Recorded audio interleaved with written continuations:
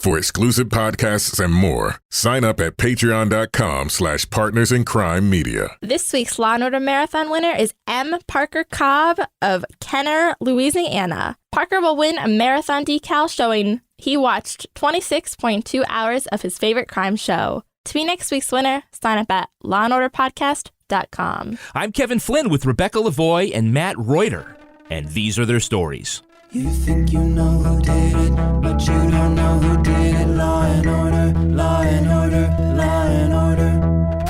It's no ordinary police procedural, baby. It's the FNOG of police procedurals, baby. Law and order, law and order, law and order, law and order. These are their stories, these are their stories. Welcome to These Are Their Stories, the podcast about network TV's most enduring crime franchise and the real-life cases that inspired their shows. I'm Kevin Flynn. Each podcast will break down an episode from either Criminal Intent, SVU, or Original Recipe. And today we're looking at Special Victims Unit, Season 16, Episode 3, Producers Backend. I'd drink, or they had coke, ecstasy, blur the edges. Open your mouth, spread your legs, different guys. But it worked. I got that role, and I got bigger roles. My mom was right. Joining me to do that is true crime author and host of the Crime Writers On and Slate's Mom and Dad Are Fighting podcasts, Rebecca Lavoie. Hello, Rebecca. It's nice to know that you know who I am, Kevin, because you know who I am, right? What? Is that a reference? Yes, the cold open of the show. Oh, the Whatever. girl. Oh, yes. The hot mess starlet. Yeah, I got it now. Rounding out our panel is our very special guest from the Law & Order Special Viewing Unit podcast, Matt Reuter. Hi, Matt. Hi, guys. How you doing? Great. So you do an SVU podcast. Stupid idea. Yeah, I do. It's me and my co-host Aviv. We were friends from high school actually, and we got kind of hooked on watching SVU back in our high school days. Whenever you could just rip off, like 15 hours worth of Law and Order in an afternoon on a Saturday on USA, and the love never died. So fast forward however many years later, it's like, we should just start a podcast about SVU. No one's doing it. Like no one. This is a great idea. And then we realized the sheer Sisyphean task of trying to review every episode in a row from the beginning when the show was still airing and still is airing. So this will never end. Our podcast will potentially go on literally forever until we die. You pretty much have another 16 years of work ahead of you. Yeah. At least at this rate. So in addition to being not a dumbass podcast like ours, all this goofy shit, like my own, you are doing all the episodes of SVU in order, right? Yes. Yep. From the beginning. And I think you're somewhere in what, season 4 at this point? We have a backlog now. So we've recorded up through 5. Well, not the complete way through 5, but we're about halfway through 5 now. But just from the way that they're released, so I think we're maybe at the beginning of season 5 at this moment. Well, folks want to, if they can't get enough SVU with us, they definitely should check out Special Viewing Unit. I'm definitely going to do that. Matt, of all the franchises, which 2 cops are your favorite detective team? Favorite Law and Order detective team. So it's a 1 in a 1A scenario. Obviously, being a huge fan of SVU, it's going to be Benson and Stabler for me personally. But if we're going into the world of Original Recipe, I go Briscoe and Green. If I get to basically pick 2 teams, I mean Briscoe, gotta love Briscoe with the wisecracks, and I just thought Green was very underrated in terms of one of the detectives on Original Recipe.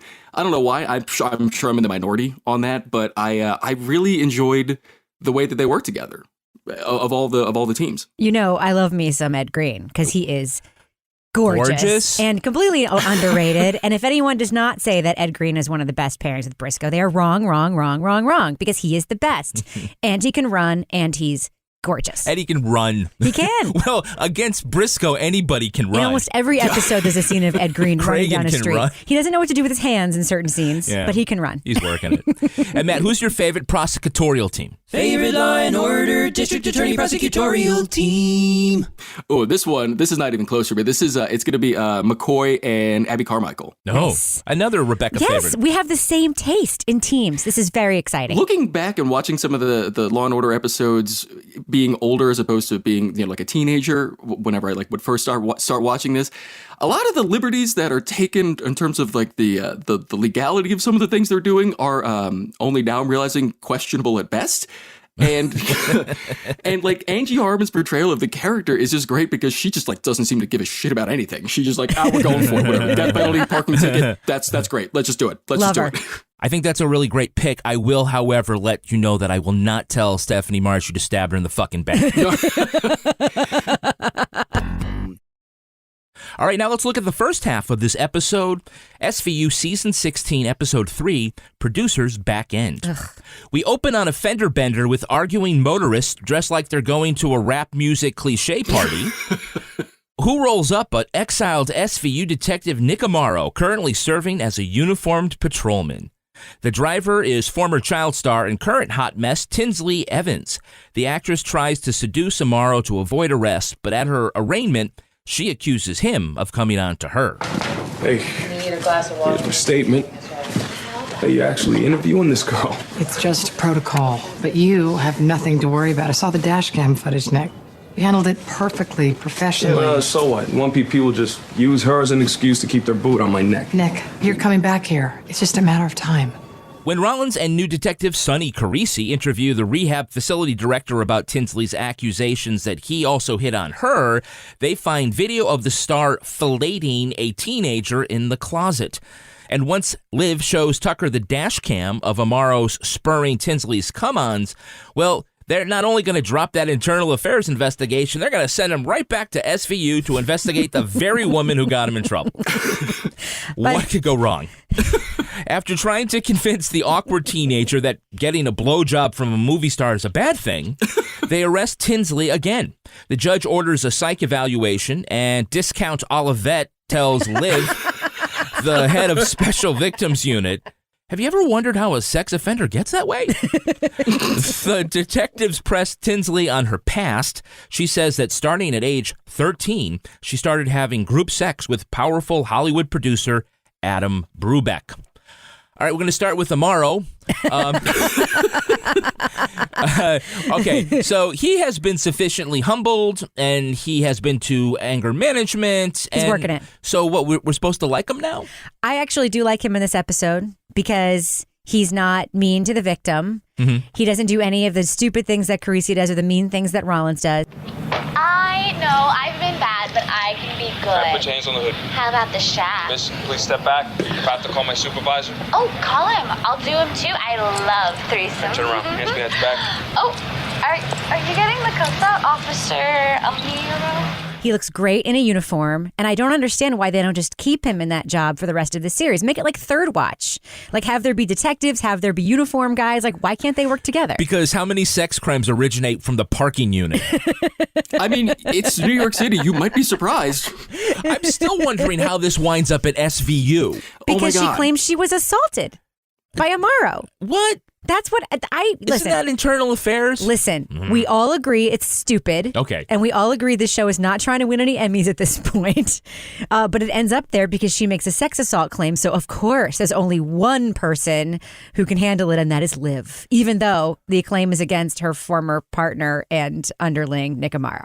Matt, I think that Stabler would love this logic. Congratulations for not forcing the girl to have sex with you. You're getting a promotion. I mean, you know, it's the bar may have been lowered at a certain point in time because, again, these are all new characters to me, so I had no frame of reference as to what exactly was happening. So I had your same reaction. I was like, all right, so it's a traffic stop, and what SVU is involved? What is happening right now? I don't quite understand this. I'm going to go with it because it's SVU, so I know something's coming. Like all of this stuff that's like, oh, whenever Tinsley is accusing Amaro, it's like it's all so easily disproven. And I wrote down in my notes, and I don't know if this is kind of part of this, where it's like this was pre like the body cam thing with law enforcement, but this was not pre-dash cam. I was like, there's literally footage of this. Like, why don't they just go look at the, like, why did we even need this? This is so easily disproven.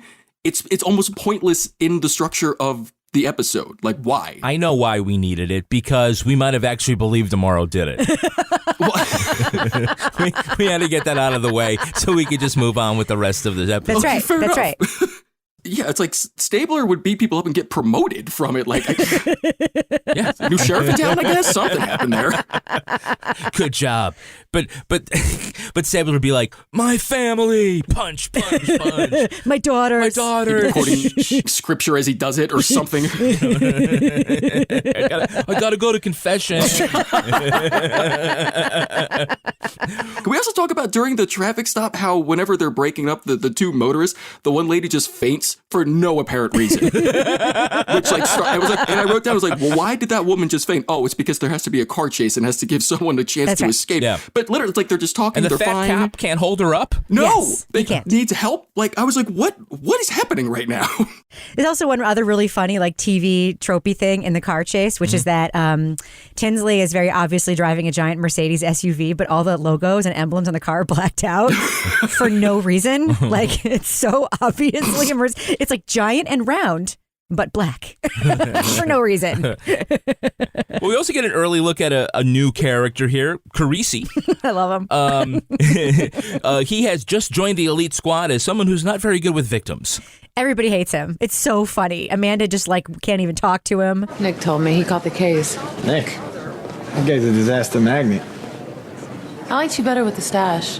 What is that accent? What is the accent that he's doing? I can't pinpoint it, and it was driving me nuts. It's not New York? It's not a good one if it is. Well, he made a reference there, and you would have to have seen the first two episodes where he comes in, where he has a mustache. And it's the most porny mustache you've ever seen. His mustache is sort of the facial hair equivalent of his voice. Ill-defined. It's defined. But also, it's kind of like, I'm going to be creepy New York. But he also goes to law school at night, He's a busy guy. Very busy. Busy guy. He knows the law. He knows the law. I don't want to tell you, Sergeant, what the law is, but this is the law. And over the years, he's grown into, I think, a much more loved character. Beloved character. Because he pines after Rollins, and it's very sweet. Well, Rollins in a pathetic way. Rollins is slinging the V all over that. As is her right. As is her right. Okay, we have a couple of Hey, It's That guys. Hey, it's that guy. Who is the actor playing rehab director Jim Durant? Well, it's not Chris Sarandon, even though it looks just like Chris Sarandon. Yeah. It's a different dude. That's not how we play the game, though, Rebecca. But you agree that dude looks just like Chris Sarandon. Of course. Anybody have a guess? I looked it up last night, and I thought I wrote it down, but I did not. But he's that memorable. Yes, yeah, he's that guy. That's Dennis Boutsikaris. Boutsikaris. Yes. Young women who've been sexualized at an early age could conflate these experiences and then project them onto others. What does she project onto you? Okay, he's had 11 Law & Order franchise appearances, 4 as attorney Al Archer, and you see him in Better Call Saul and Salvation. 11 appearances. He really has made his face as a Hey, Is That guy. I know. And I have a whole paragraph here about fun facts about Chris Sarandon that now I can't use. Give us one. Chris Sarandon used to be married to Susan Sarandon. And kept her name? She kept his name. Oh. Because she broke through while they were married, I guess. So her name is Sarandon because she was married to him. Isn't that interesting? It is interesting. And he also Rebecca played Lavoie. He also played Prince Humperdinck. Prince Humperdinck, yes. Oh, well. But it wasn't this dude, Dennis Boutsikaris. No, we have had Chris Sarandon on a previous episode. I know. So can you name the actor playing Tinsley's attorney, Marvin Exley? Ooh, I get. Who's that? I get. Is Ron Rifkin. Yeah. It was her perception that the arresting officer, Nick Amaro, may have been inappropriate. This is the last of Ron Rifkin's 8 Law & Order appearances, 6 on SVU as this attorney. Where do we know him from? Alias. He was Arvin Sloan in Alias. He was super evil. He was Sidney Bristow's nemesis. And he was great. And that's what I know him from because I was a huge fan of Alias. So he was a bad guy? He's a very bad guy. Yeah. And now he's an attorney? Yes. So he's still a bad guy? And he still has the same freaking glasses. Those glasses. Oh my God, those glasses. I'm not gonna lie. That's Roger Stone line of glasses, exactly, right? Yeah. Roger Stone looked at those glasses and said, "Hey, I want to make a statement." And I found my Poppin' J idol, and I will wear those glasses. I want to look like a villain in the 1960s version of the Batman franchise. Okay. I think he was in the Long Halloween somewhere. Okay, who is playing movie producer Adam Brubeck? Look, are you asking, did I sleep with young wannabe actresses? Yes, but I kept it legal. Anyone know? I don't know his name, but I know where I know him from. He's just that guy. I don't know his name, though. Okay. Well, that's Brian Darcy James. He played the dad on 13 Reasons Why. Mm-hmm. Rebecca, you just saw him in a film. He was in Molly's Game, and he was also in Spotlight. Spotlight! Matt, do you remember him from Spotlight? Which was he one of the? He was one of the reporters that. Yeah. Who was like it was around the block, like the thing. Yes, he was the guy who ran down the block. Yeah, that guy. Okay. Remember, there was a room of reporters that were all played by famous actors, and one guy in a mustache. You're like, who is that? That was him. I thought he kind of looked almost like in Spotlight. He looked like a thinned out, like Paul F. Tompkins almost. I thought. Yeah, with the mustache. He does actually. He actually does. Yeah. He's got a great character in Molly's Game, which I just watched on an airplane. By the way, good film. I recommend it. He plays a character called Bad Brad, and they call him Bad Brad because he's super bad at poker, but he's like really rich, and so they let him play, and they just call him Bad Brad. Like he's always like, gotta let him play. It's America. Exactly. Okay, so we have a couple of Hey, It's That Girls. Hey, it's that girl.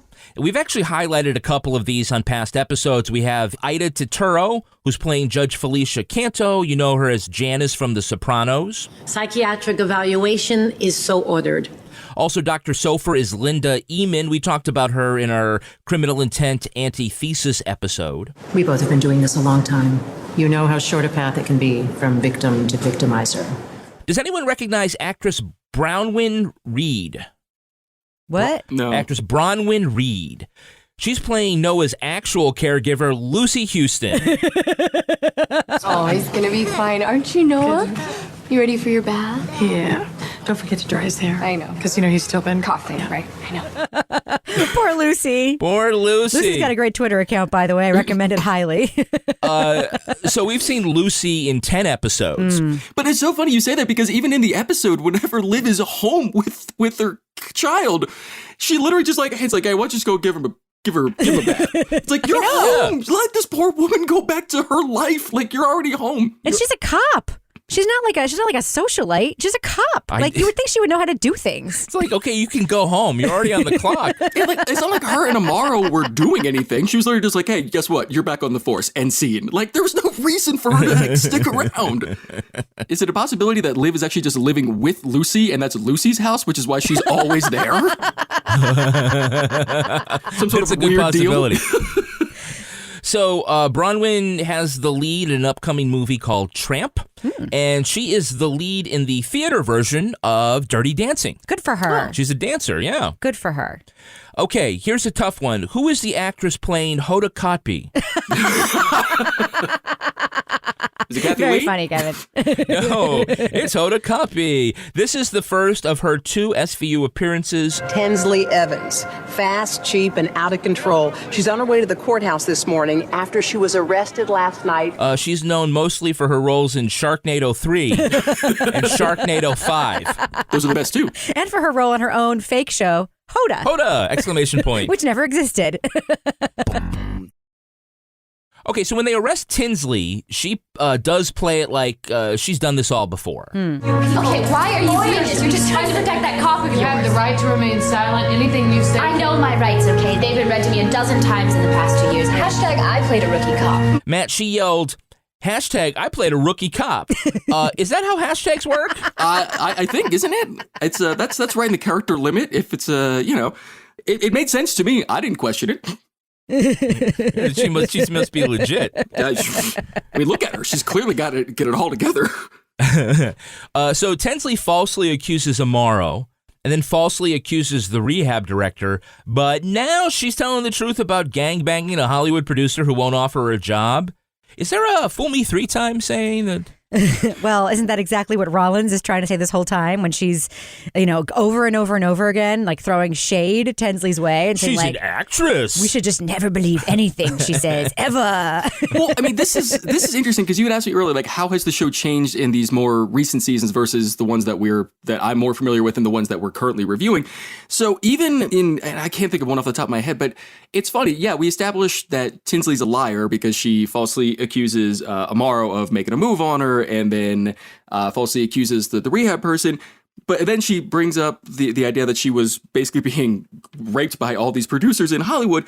And the reaction is like, well, we don't believe her. Whereas in earlier seasons, like Liv would be the person that would be like, sure, she lied about 50 other things, but this one we have to investigate. But instead, it's like, this is such a tonal shift from the earlier episodes where it's like, no matter what, even if we've established that they're liars, we still have to believe them. That would always be the hill Liv would die on. And now it's kind of like, I don't know, we should maybe investigate. We are cops. Yeah.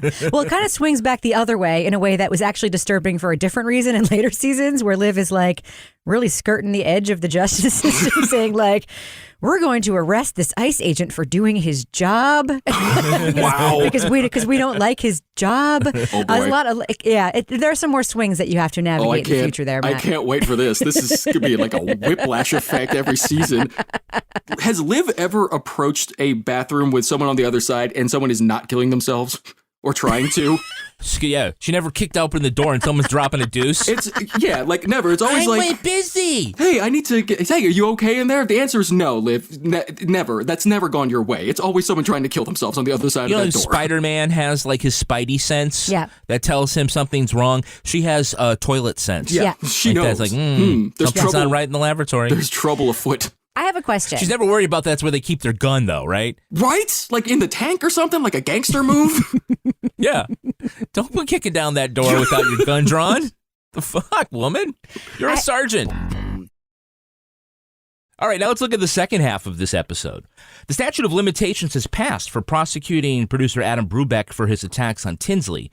But because they are an elite squad, they are not going to let that stop them. Law's a law, right? She needs to do time. Brubeck doesn't?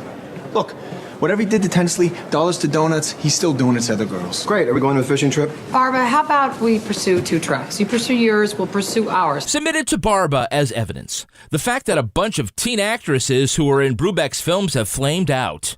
I guess none of them watched Different Strokes.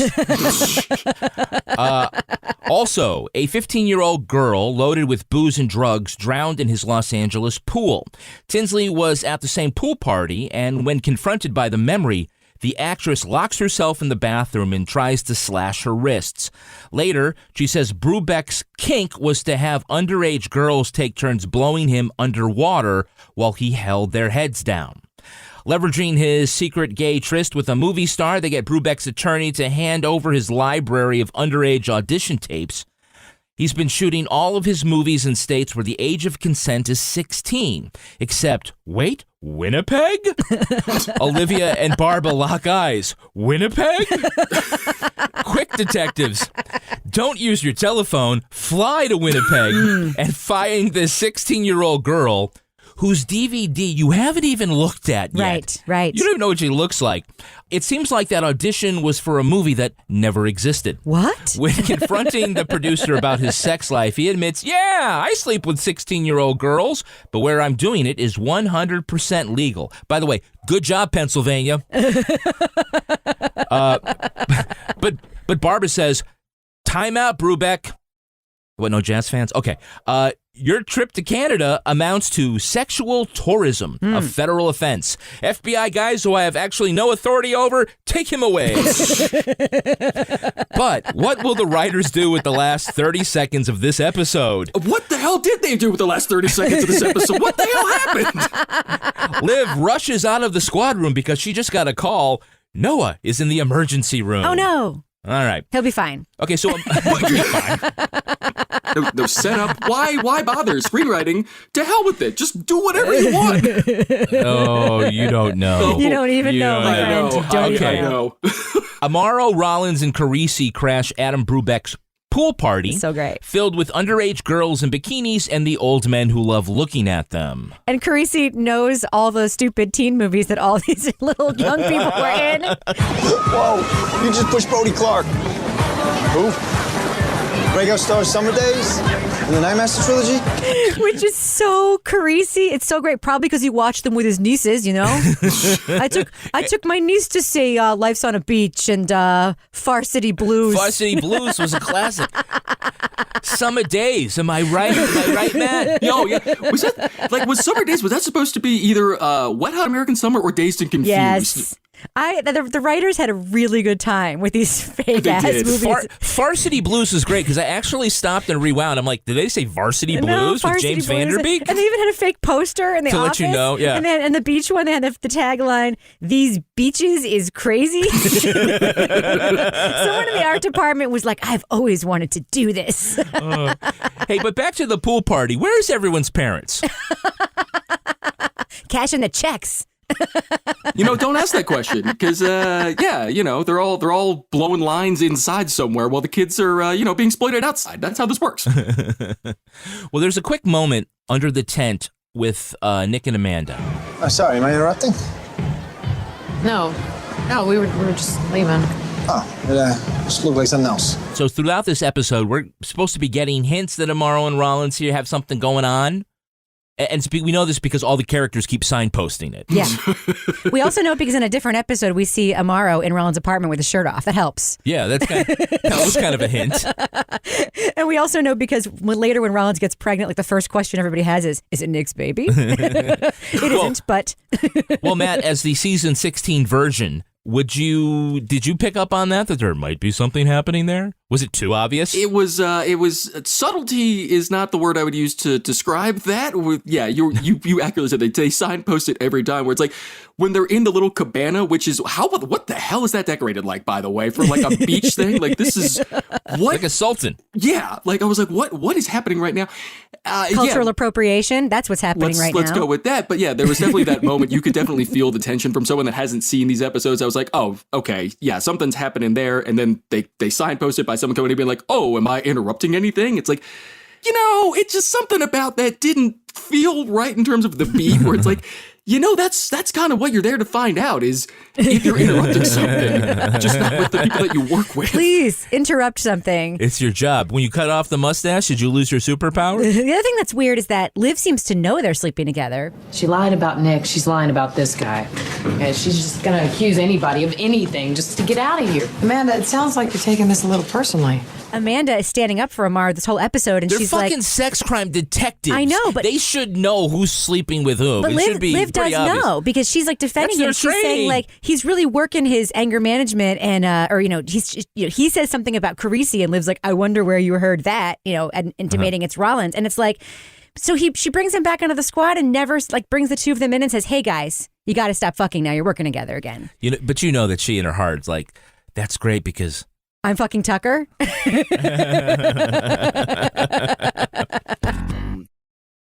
Okay, so we have a young movie star here. It's our yard sale Zac Efron, and his name is Brody Clark. Brody Clark. Oh my! Thank you for saying it, so I didn't have to. Brody Clark. Oh man. Yeah, for a movie star, he's way too excited to hang out with the police. Yeah, in a priest outfit. Yeah, he's on film. What was it? What did they call it? Deadly Sins or Fatal Vows or something? Maybe those were all real. The Thorn Herds. The Thorn Herds. And you were at the party when she drowned. Yeah, it totally sucked, bro. Was Adam Brubeck there? Sure, it was his house. Was he with her in the pool? I don't know. I was in the screening room watching videos. But dude, that house is like unbelievable. Did we also mention the fact that this has one of my favorite Law and Order tropes at this pool party as well, where it's the person that is very clearly guilty that we know did it as their suspect just happens to be hanging out with his attorney at all the time. And then he dismisses the attorney where it's like, hey, the cops are going to try to pin something on you. He's like, no, I don't need counsel. You can go run off now. Go run off to the screening room. Yeah. Now, when they get the videotapes of Brubeck's auditions of teenage girls, The Scooby Gang is all assembled in Barbara's office, and what happens? No one in the elite squad can bring themselves to watch the video, which is literally your job. Can you turn around for me, honey? Slower, that's it. Yeah. Oh, nice long legs. You're not a prude, are you? And everybody's fully clothed in these videos. It's just like the dirty lollipop picture situation all over again. It's really no more seedy than the actual filming of that NBC did to advance the story. And we were forced to watch it. Yeah, I felt uncomfortable watching it. Like, I know what you're saying, but I was still like, I don't feel like I might be on a list just from watching this episode of SVU of some variety. So they find out that one of the auditions took place in Winnipeg. Well, they assume it because it's called Winnipeg Nights. Oh my God. I mean, Summer Days apparently was filmed in Michigan. So, but they're like, it was like Havana Nights, but in Winnipeg. Right. It's going to start Alan Thicke. And Matt, Barbara and Benson look at each other, right? And they have this plan that they put in motion, and nobody there asks, what the fuck are you talking about? Winnipeg. Was there a movie? Was there an actual movie? Tell me the movie. I don't know. Let me look it up on IMDb. I don't know. Yeah, they clearly know something about the law because somebody then says like 16 is the age of consent in Canada, but they're like, no, just don't trust worry about us. it. Don't worry about it. Just Don't go worry get. about it, And they clearly know, and then they keep us hanging for like 10 minutes of the episode. Tell us the law, guys. Tell us the law. Yeah, I'm it's not going to gonna be a big reveal. I liked it though. Like it was a good hook at the end. Like normally when they do that, it drives me insane. I'm like, I don't know what are all of our characters? What are they working towards right now? I don't know. Everyone's just kind of doing their own thing. But in this case, I think it actually worked. I might be alone in that opinion, but I liked the end where it was like, oh, the sexual tourism. Yes. But again, we do an SVU thing where there is a law that is a federal law that the state prosecutors have no business charging anybody with. That law's intention is to stop pedophiles from flying to Thailand to have sex with 12-year-olds. Your client is a pedophile and a rapist and a murderer. And if this is the only way that we can get you, then this is the way that you're going down. Yes, and they also do the SVU thing where Liv says out loud, if this is the only way we can get you, we're going to do it. I'm like, you're not fucking supposed to say that out loud. That is your silent thought or the thought you have in the office with Barbara. You do not say that in front of the client and his lawyer. You said the quiet part loud and the loud part quiet. Who can then say in court, like, isn't it true, Detective Benson, that you told my client this was the only way you could get him? Because the answer would have to be, yes, I did in fact say that. Oh, then Barbara would be like, Detective Benson, what crimes were you referring to that we had not previously been able to enter into evidence, but was just opened up by the attorney? That's right. It's part of her mess, but it's a long con, Matt. It's a long con. We're going to talk about the trip to Canada, though, right? We're going to talk about that? Yeah, why not? So they apparently, within 20 minutes, they're able to get through customs, they get through security, they get a rental car, they're able to track down this former wannabe actress waiting tables in a bar. Mm-hmm. Again, they still don't know what she looks like because they never took the DVD. Right. So Maude is beautiful, by the way, and lovely. Mm-hmm. And they treat her like total shit because she's telling them her story and she's sort of obviously kind of embarrassed because she wanted to be an actress and so she spent a weekend with this guy and then continued to text him and stuff afterwards thinking like she was going to get a part in a movie where she played a gymnast who has cancer, which great detail, by the way. That's what Winnipeg Nights was supposed to be about. Like Stick the Landing or something should be a better name. Like Winnipeg Nights? What? I don't know, maybe it has something to do with nationalized health care. Anyway, but then and her hockey player boyfriend. She starts to cry, telling her story. So you had sex with him?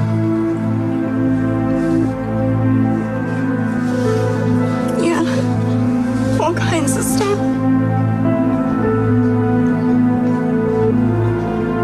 Adam said I was a natural and he had never met anyone like me.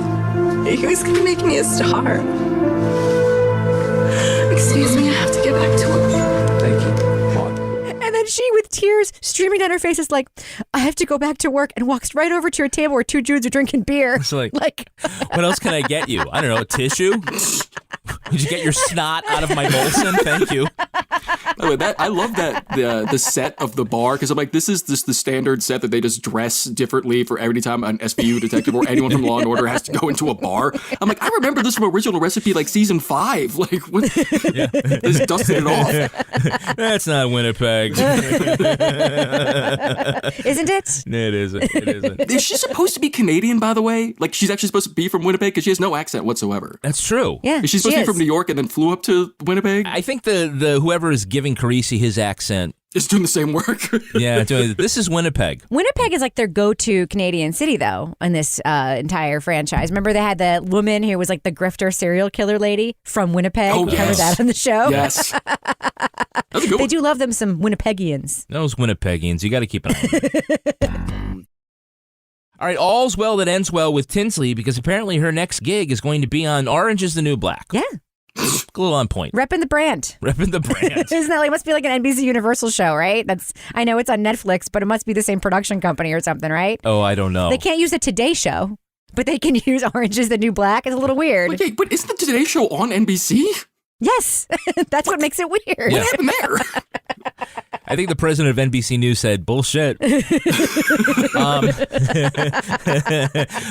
So it's funny, though, because it's Carisi who makes the sly comment about the sexual assault victim. I don't know. I bet she looks hot in the prison jumpsuit. I mean, this is... Which I get is maybe that's what we're supposed to think Carisi is, and then he's evolved, but just felt just gross hearing that. The fuck with Noah's life being in danger. Hold down the fort for a second. Everything all right? I don't know. Noah's in the ER. Again, no, this is one of the first times. And, Yes.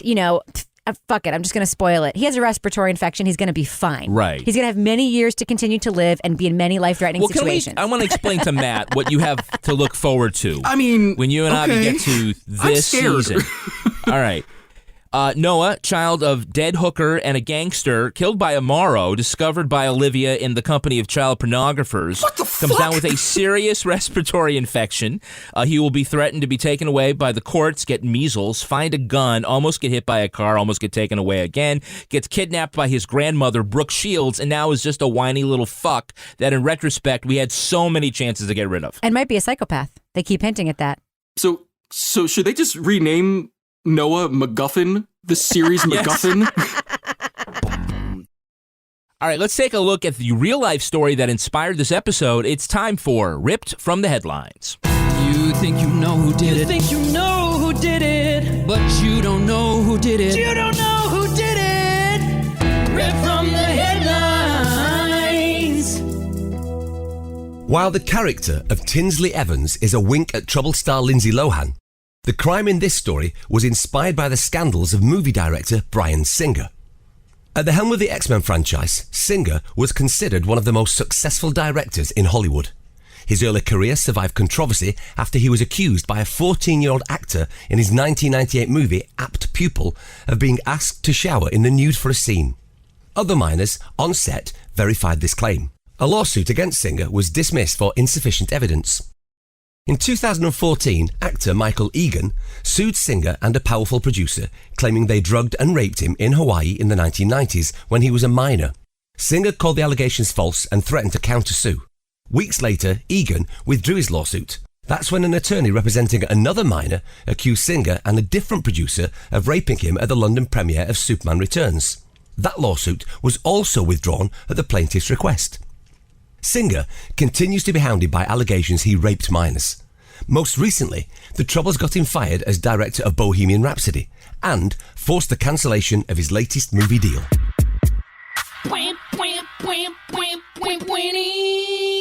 Okay, 1 month ago, The Atlantic ran an expose about Singer's 20 years of sexual allegations.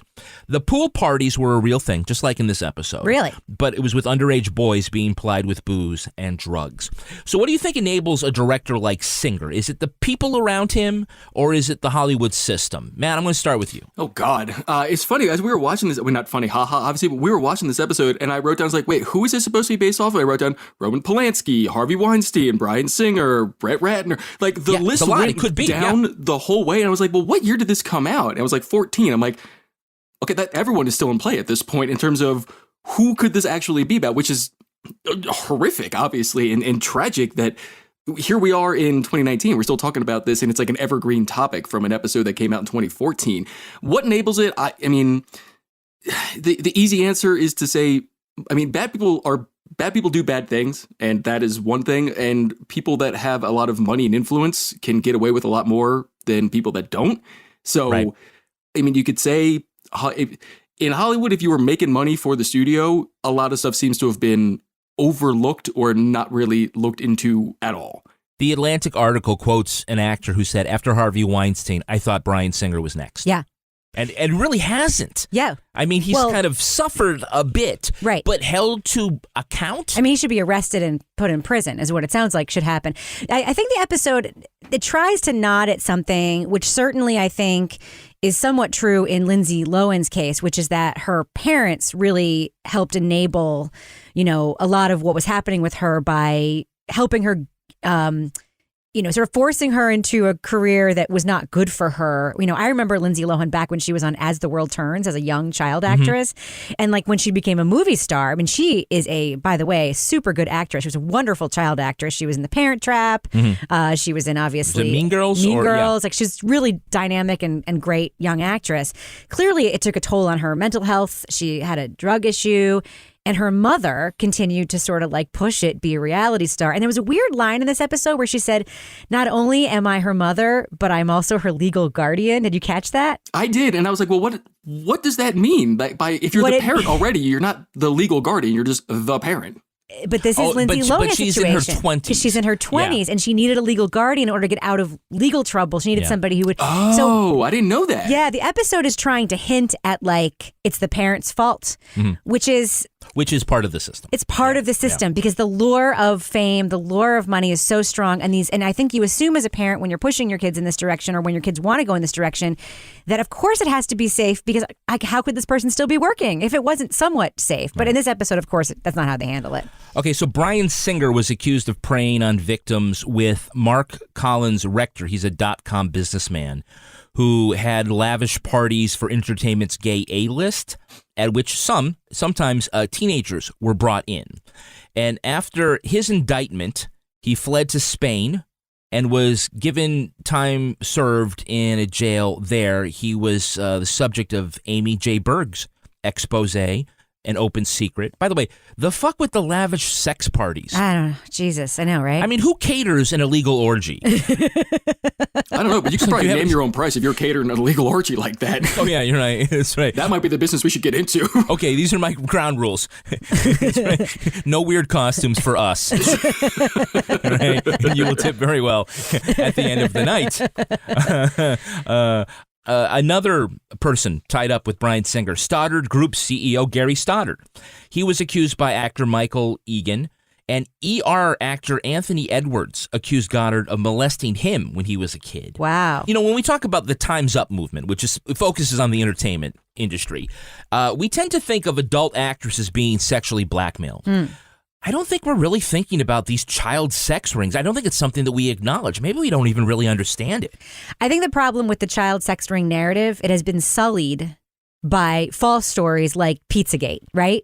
And it's also like so unbelievable that could exist and that people could know about it and not do something about it. Right.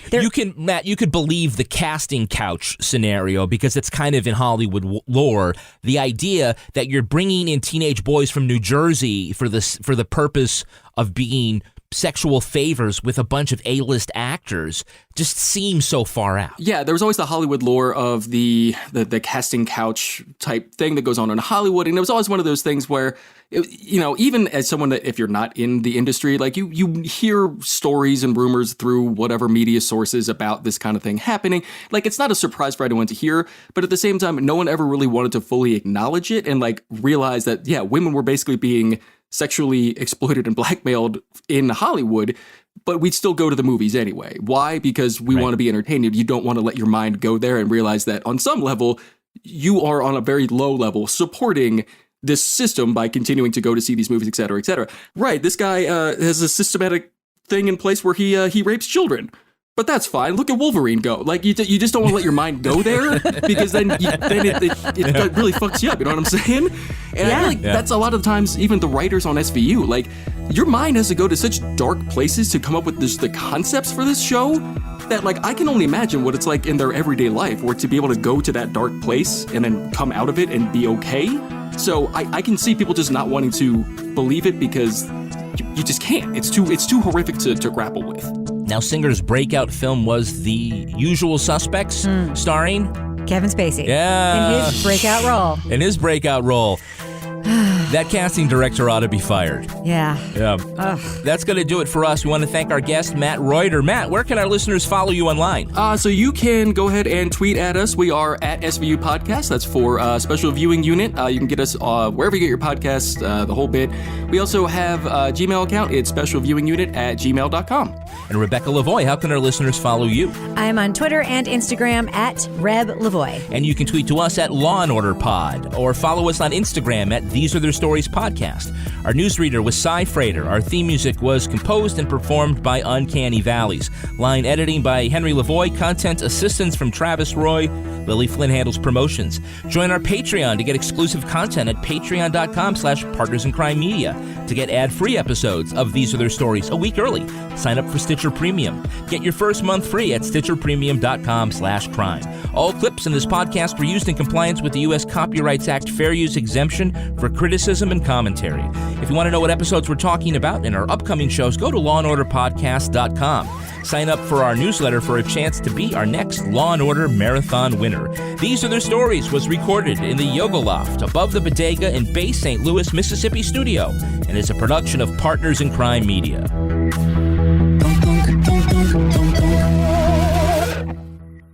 Partners in Crime Media.